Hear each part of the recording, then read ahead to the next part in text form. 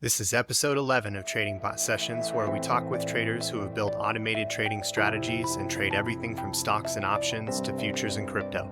In this session, I speak with Luke Jacobi, Director of Operations at Benzinga, a veteran investor and early employee where he heads up operations. We cover Luke's start in investing at a young age, his early days as an analyst and staff writer at Benzinga, and much of the offerings that can help algorithmic and discretionary traders. This is Mike Christensen, co-founder of TradersPost, and I trust you'll enjoy this episode of Trading Bot Sessions with Luke Jacobi. Well, thanks, Luke, for joining me today. I'm super excited to be talking to you and having Benzinga on here. Would love to get started with some simple questions. Maybe you can share a little bit about your backstory on your career and how you got into investing and really got involved with Benzinga as well. So absolutely happy to do it. Everybody loves to hate on Jim Cramer, but I will attest that listening to him in the radio in the back of my dad's car as a child growing up is what got me into markets. And so I was a stock market junkie growing up. When I was in middle school, I started a stock market club at the school. There were 2 members. I was one of the 2. High school did the same thing. And joined Benzinga about 10 years ago when I was still in college, just sprouting off of that natural, love and passion for the stock market. Met our founder, who was just getting the business going at the time, and joined on to help contribute some content. And that's awesome. So early days, were you contributing content or what was your early role? Yeah, that's it. So the pathway that got me to Benzinga is a site called StockTwits. Mm-hmm. You know that one? Yep. Everybody knows that one. He and I were both shit posting, I'll say, about the same patent troll stock that we thought owned the IP to Google search. So that was our big stock. And I would write like these big detailed write-ups on StockTwits about here's how the financials will work out, here's what legal fees will come out to, here's what special distributions to shareholders will look like, etc. And basically got the ask that said, hey, you're already doing all this content and doing all this research for free. Why don't you come do it for Benzinga? Which at that time, it was also for free, but grew into a real business and a real career from there. How long ago did you guys start Benzinga? 13 years. Wow, yeah. And I've been here for about 10. Where do you think things were when you came on board at year 3 versus where they are now? I mean, was it still, what did Benzinga look like in year 3? It was a group of just really passionate market folks. There was no such thing as like, there's this department or that department or anything along those lines. It's like, okay, we got a group of people who really love the stock market and are passionate about stocks and writing and researching and digging into interesting stories. And they just want to have a place where we can argue with each other about what we like or don't like, and then go and share that with the world. Yeah. So what do you think day-to-day looks like for you these days? Are you taking on a whole different role, or do you still make some contributions on Benzinga? Yeah, not nearly as much as I want to. I get stuck having to do much more of the business side of things, which is not as much fun as being able to dig into, specific stocks or specific theses, or, I mean, our coverage now, it's significantly less. There's not opinion in it. It's very neutral and news heavy, but even then, just digging into news stories and trying to find like the hidden gems in the news stories, or, hey, Trump's getting indicted. What are the stocks that are going to move off of that? I would enjoy getting more time to dig in there. For sure. What are the main things that Benzinga primarily covers now? Are you guys covering all markets, and are there areas of Benzinga's publications that you guys do really well, in your opinion? Yeah, so we cover everything that trades nicely NASDAQ, and we're covering it 24/7. There's a few areas where we do really, really well. Like our approach when we got started, and still the same approach now, is we want to do a better job than anybody else on the places where there's users who just aren't being served. Like the example that I'll give is cannabis stocks. We launched our Cannabis editorial desk probably 4 or 5 years ago. And at that time, none of the major publications were allowed to cover cannabis stocks. Bloomberg couldn't cover those stocks. New York Times couldn't cover those names. You go on and on. There was literally no coverage on those stocks. And that was, one of those pockets in the market where we said, hey, we can do something interesting here. We can be the leading voice. We can be the only ones who are bringing this information out to the masses. And so we've got a couple of verticals that we're especially strong in, like cannabis, like electric vehicles, like semiconductors, etc. But beyond that, if you're just like an IBM type guy, we have all that coverage as well. Do you have any services that allow people to digest some of this coverage in a programmatic way through APIs? We do. So we create a ton of really interesting news products. So one, as an example, is we have a real-time newswire. And what makes it unique is it's the only newswire that's made for individual investors. Mm-hmm. So this would compare to somebody who has access to like a Bloomberg terminal. There's two problems that come with that. Yes, you are going to have incredibly comprehensive and incredibly speedy content, right? You're going to know everything that's happening at all times and really fast.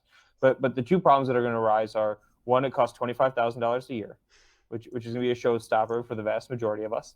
And two, you're going to get so much noise into those feeds, right? If you're an individual, you don't care about Ford's debt instruments and, like some sort of, challenge in vehicle production line could cause XYZ to happen to the 2025 6%, whatever it is, convertible notes, right? That there's so much of that content and so much of that information, because fixed income is such a massive market. I mean, such a bigger market than the equity market. That it makes it really, really challenging for individual investors, right? We care about the stock price. We want to know how the price of the stock is going to move and what that could cause downstream for the options or something along those lines. And so what we did is we created a newswire product for individual investors that gets simply to the heart of, this is why a stock is moving, or this is what is going to cause a stock to move. Mm-hmm. And you're going to get it quickly. All that, sorry, that was a really big tangent. All that is available via APIs. That's great. And so when you think about like the algorithmic sense, you have this real-time, really nice, clean, tight news flow that, again, is very centric to what is causing a stock to move or could cause a stock to move. And you can make decisions off of that. Is there a way to search that feed as well for historical, or is it just the real-time feed? Oh, yeah. You can go back. You can go back 10 years. And you can go by symbol, you can go by news type, you can go by a lot. You go by market cap at the stock at that time, either now or, like, if you're querying backwards a year, what the market cap was, industry, sub-industry, sector. I mean, there's a lot that you can query by. And so on the subject of the paid services, and I've seen several of the Benzinga services, can you cover some of the other paid services and what people can gain from them? Yes. If you want an interface, if you care about stocks and you care about what stocks are moving now and what the information flow is now, we have something called Benzinga Pro. It's an interface solution, and it's going to give you the news components that we talked about, where, again, you are always going to know what is causing a stock to move or what is going on that could cause the price of a stock to move, and you're going to know it quickly. And then there's also a ton of market data tools that come alongside it. Scanning tools, screening tools, filtering tools, idea discovery tools, etc. On the API side of things, we have the news content. We also aggregate ourselves all corporate actions for NYSE and NASDAQ listed stocks. And so when I'm talking about corporate actions, it's things like earnings. And you may be thinking, okay, that's boring. Why would I want to use that? And it's sort of the same problem that we're trying to solve, right? We look at, okay, there's tons of earnings data sets out there. You can go on Yahoo Finance, you can look at earnings. How can we make earnings interesting? And what we did is we built this earnings product, which gives you EPS that is comparable to analyst estimates. So we've all seen earnings reports before where it'll be like earnings per share of $8 versus a 12-cent analyst estimate. Mm-hmm. And Way off. like there's just something screwy in there. Yeah. Like that ain't right. They didn't perform 18,000% better than everybody else expected. It's like they sold some asset, and that asset made up $7.80 a share. And so really the real EPS was 20 versus the 12-cent estimate. Mm-hmm. And so what we do is when these earnings reports come out, we tear the numbers apart and rebuild them to throw out all of those non-operating items, all those items that don't go into the analyst estimates, i.e. selling an asset or something along those lines. And so there's some cool, like if we're talking about the algorithmic side of things, there's some cool discovery you can do looking at especially what we're coming to for this is the clean analyst comparable number versus like here's the headline number that everybody's reporting, that the company is reporting, Mm-hmm. etc. You can catch some whiplash early, you can catch some directional change early, etc. So I'm aware of many of the articles that Benzinga posts about algorithmic trading, and of course our crowd is largely interested in that topic. Do you have any other resources that you think are useful for a more systematic approach? So one of the interesting things that we do, the more nascent things that we do, is we bring in about a dozen alternative data sets, which are not created for a stock market application, and make them ready for a stock market application.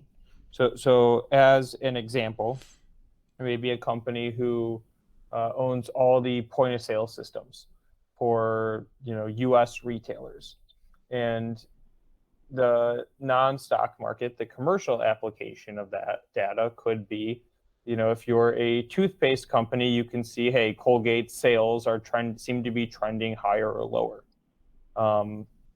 What we do in order to transform that for a stock market use case is we'll tie tickers. We'll go from products to actually tickers, and then we'll also map out the relationships, right? So here are the peers, here are the supply chain, etc. And so it's like you take this pretty interesting, pretty big data set, which is used for commercial purposes and has been for decades. And then you're able to add just a couple of pieces to it because the stock market, and make it applicable for stock market users. Well, are there other ways you think people can develop trading ideas through Benzinga? Aside from it being like a news source, are there technicals that can be gathered, or even system setups? Yeah, absolutely. Like I'll give you one other example. We're talking about this idea of like a stock screener on news, which is actually a pretty novel concept. It doesn't seem like it should be, but it is. Well, a way that I think, and I'm not using this for an algorithmic aspect, but it absolutely could have application. But one of my favorite ways that we have in order to generate trading ideas is by setting up some of these stock screener type criteria, Mm-hmm. and then waiting for news to come out on the resulting names. So as an example, I could say, I want you to return me all news on stocks that have a market cap between 300 million and $1 billion, have a short interest greater than 5%, have insider ownership greater than 20%, and have earnings within the next week, Mm-hmm. or something along those lines. Mm-hmm. That's like a batch of stocks where if something comes out, that stock is going to move. And that's the way I sort of like combining this idea hunting process with all this breadth of news content that we produce. So looking forward, is there anything else that you guys are working on for the rest of this year that is up and coming? Always. One of the big theses that we have is that amid the state of the stock market and the crypto market, there are other asset classes that are going to become especially interesting for individual investors. Mm-hmm. As an example, alternative investments, or I guess we use this label called alternative investments. But what I mean by that is like the crowdfunding in real estate, where for $1,000 you can own a piece of an apartment building. Is there an algorithmic application there. Not really, but they all still have retirement portfolios or wealth building goals that we're trying to achieve. And so it could be interesting to explore that. So we've built out a relatively large section of our site, all focused on those types of assets. Same thing for yield bearing assets. And this is one that could have more of an algorithmic use case. But we built a database of every yield returning asset, along with like a proprietary risk level, right? So you can say, hey, I want to have XYZ locked up for ABC time, and I only want to take on this amount of risk or something along those lines, and return you yield assets. And so, ETFs are included in that. There's a lot of yield-bearing ETFs, and the resulting instruments that come out of there could be sort of interesting from an algorithmic perspective. What other types of yield assets are you guys exploring? Does this include like crypto staking assets? No, it could. It probably should. This is a newer project for us. Right now we have corporate bonds. We've got government bonds. We have ETFs. We have certificates of deposit, savings accounts, but mainly focused on the debt side of things. Right. Okay. That makes sense. Well, is there a way people can get in touch with you if they have questions, or with the Benzinga team if they want to know more? Yeah. Licensing at benzinga.com. It'll put you at the group of like 10 people who will be super, super quick. Awesome. All right. That's good to know. Well, thanks very much, Luke, for coming on. This has been some really good stuff to cover, and I look forward to using Benzinga more. That's for sure. Awesome. Mike, love doing this stuff. I appreciate it. Yeah, you bet. Take care. All righty. Talk soon.